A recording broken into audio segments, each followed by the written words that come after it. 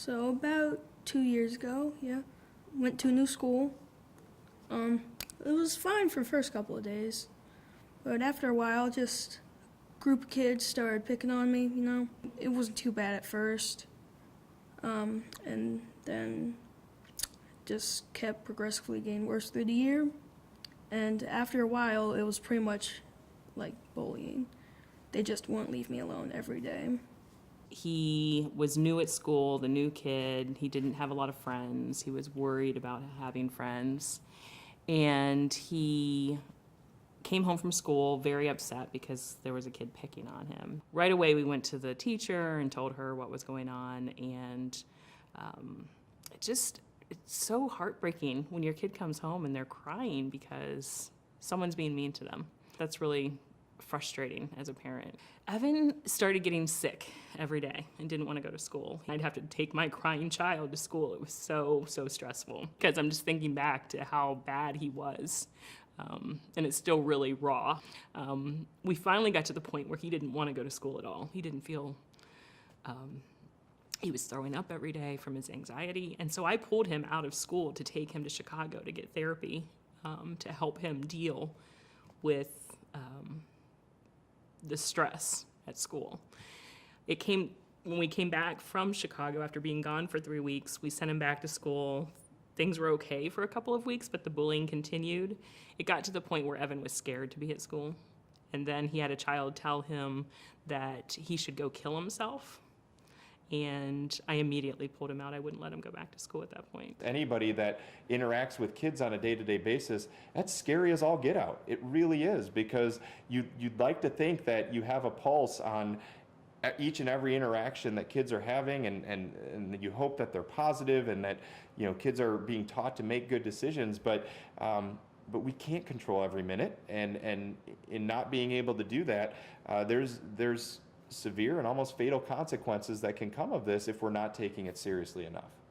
And a lot of times kids won't verbalize what is going on exactly. They feel like they can handle it on their own, and especially boys. I feel like boys really feel like they're supposed to be a man. We have all these gender stereotypes, and they're supposed to be tough, and they're supposed to toughen up, as the one principal told Evan, and they're supposed to be able to handle things on their own. And so when kids come home and they don't want to go to school, they don't want to hang outside with friends, they just want to be by themselves, I think those are good signs to look for. Bullying is beyond teasing and poking fun, and bullying is also beyond just being mean. Bullying is repeated, and with bullying there is some sort of power imbalance that's being taken advantage of. So how do we recognize bullying before it happens? I don't know that there's a science to that. For us, that is relationships. I just was saying to a student this morning, we sweat the small stuff so that it never becomes big stuff. So if we overhear things that sound like conflict, if a student tells us they're concerned about something, we have to be disciplined enough to not look the other way and to not hope it goes away and gets better, but to realize that we have an opportunity to prevent and help students resolve conflict. We have found if we are invested in meaningful relationships with teenagers and we're willing to listen when they bring concerns to us, we can prevent a lot of the larger conflicts and bullying that might happen. In the beginning, it was just like your average stuff, pushing, tripping. After a while, it became more verbal, and the put downs, all that stuff. And it was physical as well, because near the last day, 2 of the kids, they came up and they pushed me a couple times. It didn't matter where I was. They just knew how to get me. In elementary school, his teachers did a great job of making sure that he was part of the family. Even though, he was different than other kids. I'm going to get emotional again because his teachers were fantastic. So he was different and had different struggles. They would have Evan do presentations on what OCD was and anxiety was, and really got the kids to understand it and help him. And so that was fantastic. We came here in 5th grade, and we tried to do the same thing, and it seemed to work while they were in class, but as soon as they went to recess, and the teachers weren't watching, he was targeted. So, and I had the assistant principal at his school tell me, well, middle school kids are just mean. That doesn't have to be the culture. That's kind of my impression. We can change the culture. There should be a way to stop kids from doing this. Every time I'd reach out and say, have the parents been spoken to? Have you really told the parents exactly what's going on? They would say, well, there's two sides of the story. And so nothing ever changed. So for 3 years, he was picked on by the same group of kids. The teachers would believe them. I would feel like no one was on my side. I would go home and tell the parents, and they'd try to fight for me. I'm grateful for that. I remember this so clearly. Once, near the end of the school year, I did ask the principal for help. Because, remember how I was talking about when the two kids started pushing me around near the end of the year? So, yeah, I told him about that. He looked on the security cameras. I remember this so clearly. He looked on the security cameras, and he saw them push me around, and they actually got in trouble. Because up to that point, they've never really gotten, in big trouble. But this time they did. I felt like they really believed Evan a lot more because we finally had this video evidence. But gosh, he went through a whole year with no one believing him. It was terrible. So his new principal spent about an hour and a half sitting down and talking with him before he even came to the school, days before we came and made the switch to his new school, and talked to him about what his likes were, what he likes to do in his spare time, what his favorite subjects were, what subjects are really hard, so that they can make sure that they had supports in place to really help him make the transition. The other really nice thing that they did is they paired him up with a group of kids that had similar likes to his, and so he had a buddy that took him around to every single class. The new guidance counselor that he's working with is almost therapeutic in how she helps him and asking him about his triggers. They check in with him every day. Is anybody picking on you? Has anyone, laughed at you or made fun of you or said anything mean to you? And so he has adults that he feels that he can trust now, which didn't happen before. Yeah, I feel like a better person now. I'm not sad all the time anymore. Not getting picked on every day, every class. You get the idea.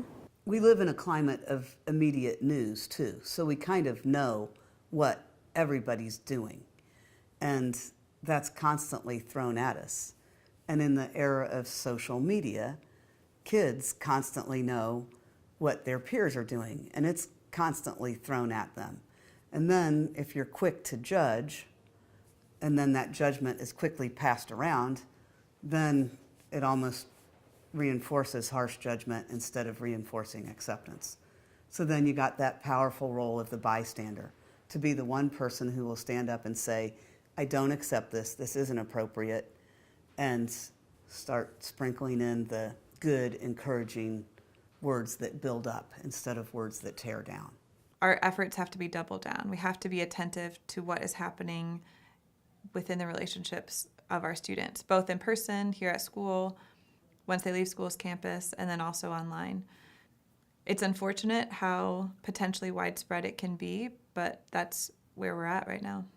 I do not know that we are going to be able to snap our fingers at any one point and say we've solved bullying, but I think at its core it still gets down to this idea that if we are teaching our kids as frequently as possible to treat each other with the respect that they would expect for themselves, and then modeling what that looks like day in and day out, and giving them real, authentic opportunities to see what it feels like to be compassionate to other human beings, then we may get a little bit further down the path as it relates to trying to nip some of these things in the bud before they actually happen.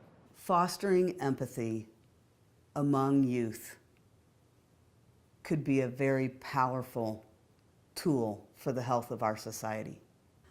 We have a program called It's Not Cool to Be Cruel, and we use a video clip in that is incredibly good at eliciting an emotional response from kids. And that emotional response signifies that they've put themselves in the seat of the child who's bullied in that video clip. So they're becoming very empathetic for a period of time in that class. And we have a conversation with them about that.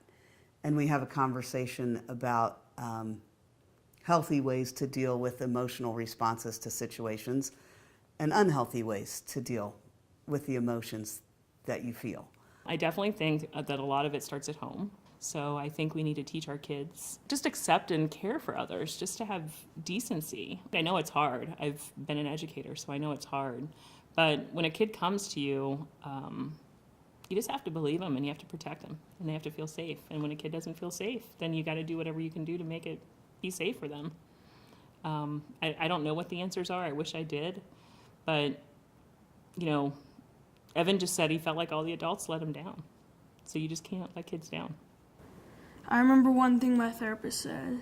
It was from a Taylor Swift song. Someday I'll be out there living in the city, and all they're ever going to be is mean. It's true.